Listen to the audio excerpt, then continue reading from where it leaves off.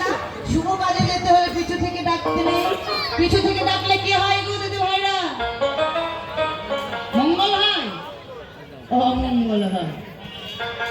আর কে ডাকলে মঙ্গল হয়? মা ডাকলে। কে ডাকলে মঙ্গল হয়? ভালো করে বলুন তো, হাতগুলো তুলে বলুন। মা ডাকলে। এই কলিযুগের এমন অবস্থা, মা ডাকলে মনে হয় না, বউ ডাকলেই মনে হয়। কি কথা দাদু?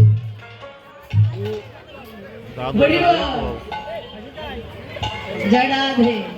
তো দেখুন, যে যে কাজে যাক না কেন, যদি মা পিছু থেকে ডাকে সেটা মঙ্গল হয়, আর মা ব্যতীত যদি কেউ ডাকে সেটা অমঙ্গল হয়।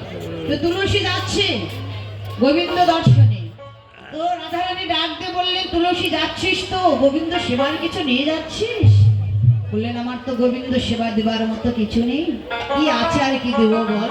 বললেন, দুঃখ করিস না, এই যে গোবিন্দ সেবার জন্য আমি একটি চম্পক ফুলের মালা গেঁথেছি, বিনে সুতার মালা। কি গো দিদি ভাইয়েরা, সুতা ছাড়া কি মালা গাঁথা যায়? যায় না, তাই না?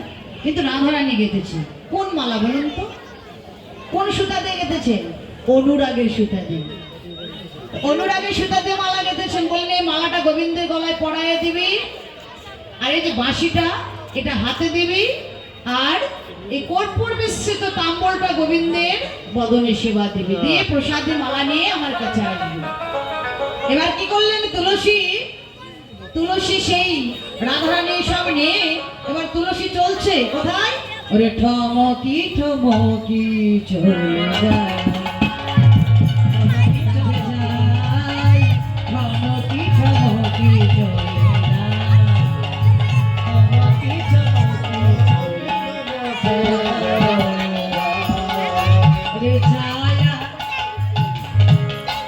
যায়ার পিছু মানে চাই রে, যায়ার পিছু মানে চাই রে, ঠমকি ঠমকি চলে যায়, ঠমকি ঠমকি চলে যায়। এমনি করে তুলসী রাধা কুণ্ডের তীরে গিয়ে দেখে গোবিন্দ অচৈতন্য হয়ে পড়ে আছে। তো গোবিন্দ এবার গোপী অঙ্গের গন্ধ নাসিকায় প্রবেশ করা মাত্র গোবিন্দ কি করলেন? ঝটপটি ধুলি ঝাড়ি উঠিল বৈঠল হরি, ঝটপটি ধুলি ঝাড়ি উঠিল বৈঠল হরি, আর আমি ধুলি মাখি না, বাতাসে লেগেছে ধুলা, আমি ধুলা মাখি না। গোবিন্দ তাড়াতাড়ি করে উঠে বলছে, আমি ধুলো মাখি না, বাতাসে লেগেছে ধুলা। তুলসীকে দেখে বললেন, দেখিয়া তুলসী নাগর উলসী, যতনে বসালো কাছে, যতনে বসালো কাছে, আপনি আকলি কহিয়া সকলি, রায়ের গমন পৌঁছে,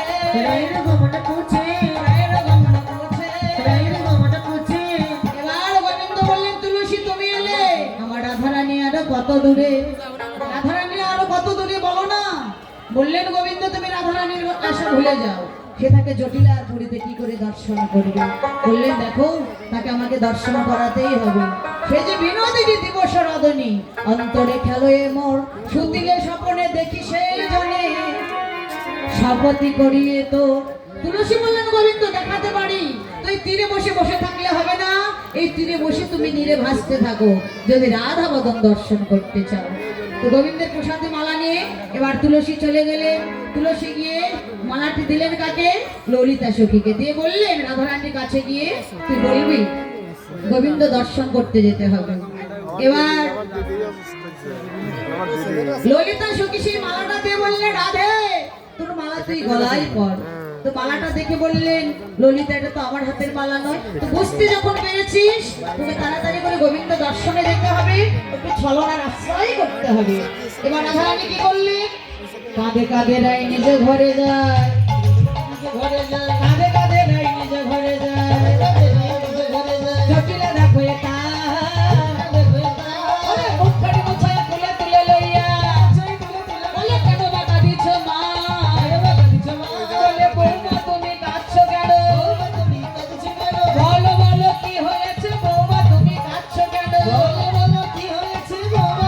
That is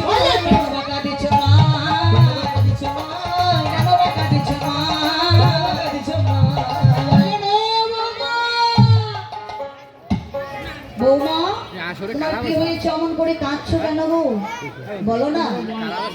তো রাধারানী বললেন, মা আমি স্বপ্ন দেখেছি। কি স্বপ্ন দেখেছো?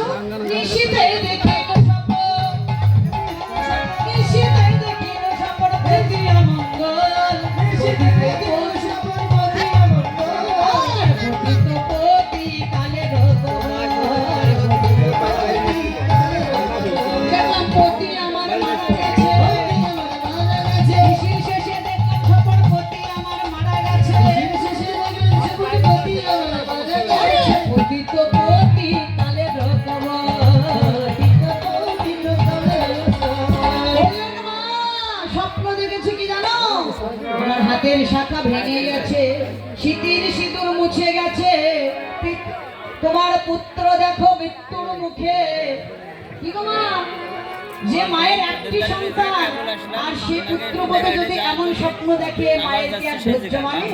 বললেন, বৌমা ও বৌমা, তোমায় কি দেবতা মঙ্গল স্বপ্ন দেখায় না?